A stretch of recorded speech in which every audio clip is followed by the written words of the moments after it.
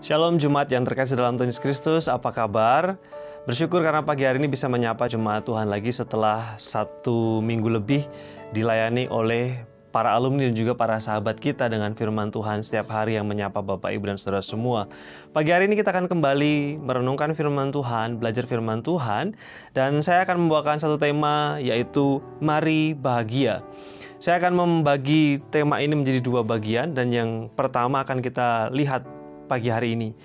Saya ingin mengajak kita semua untuk melihat dari Amsal pasal 30 ayat yang ke-8 dan ke-9. Firman Tuhan berkata, "Jauhkanlah daripadaku kecurangan dan kebohongan. Jangan berikan kepadaku kemiskinan atau kekayaan. Biarkanlah aku menikmati makanan yang menjadi bagianku, supaya kalau aku kenyang, aku tidak menyangkalmu dan berkata, siapa Tuhan itu? Atau kalau aku miskin, aku mencuri dan mencemarkan nama Allahku." Jemaat yang terkasih, firman Tuhan ini ditulis oleh Agur bin Yake, di mana amsalnya disandingkan dengan amsal-amsal Raja Salomo.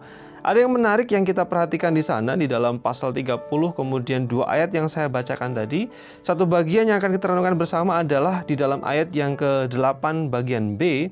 Agur bin Yake mengatakan, "Biarkanlah aku menikmati makanan yang menjadi bagianku." Perhatikan dengan baik sekali lagi. Biarkanlah aku menikmati makanan yang menjadi bagianku. Agur bin Yake di dalam amsalnya mengatakan, biarkanlah aku menikmati apa yang menjadi bagianku. Biarkanlah aku menikmati berkat-berkat yang menjadi bagianku. Saudara, ketika kita mencermati bagian firman Tuhan ini, lalu kemudian kita hubungkan dengan kondisi dan situasi yang ada di dalam keadaan kita sekarang, di mana orang susah untuk bersyukur, susah untuk menikmati kehidupan, susah untuk bahagia. Salah satu kunci yang saya yakini adalah karena orang itu tidak mencukupkan diri dengan apa yang menjadi bagiannya. Ada banyak orang yang membuat dirinya susah karena menginginkan apa yang bukan menjadi bagiannya. Ada orang yang memaksakan diri untuk menjadi seperti orang lain, atau juga membandingkan dirinya dengan orang lain. Agur bin Yake mengatakan, biarkanlah aku seperti ini menikmati apa yang Tuhan percayakan kepadaku. Tidak perlu menjadi si ini atau si itu. Tidak perlu menjadi si X atau si Y, tapi biarkanlah aku menikmati apa yang Tuhan percayakan kepadaku sebagaimana adanya aku. Kita mendapatkan pelajaran untuk bisa menikmati hidup dan menikmati kebahagiaan di dalam hati kita adalah, mari kita mensyukuri lalu kemudian mencukupkan diri, dan juga jangan memaksakan diri kita untuk menjadi seperti orang lain, atau jangan membandingkan diri kita dengan orang lain. Kalau kita melihat orang lain punya ini, punya itu, bisa ini, bisa itu, tetapi kita tidak bisa, kita tidak punya, lalu kemudian kita merasa kecewa dan akhirnya tidak ada bahagia di dalam hati kita.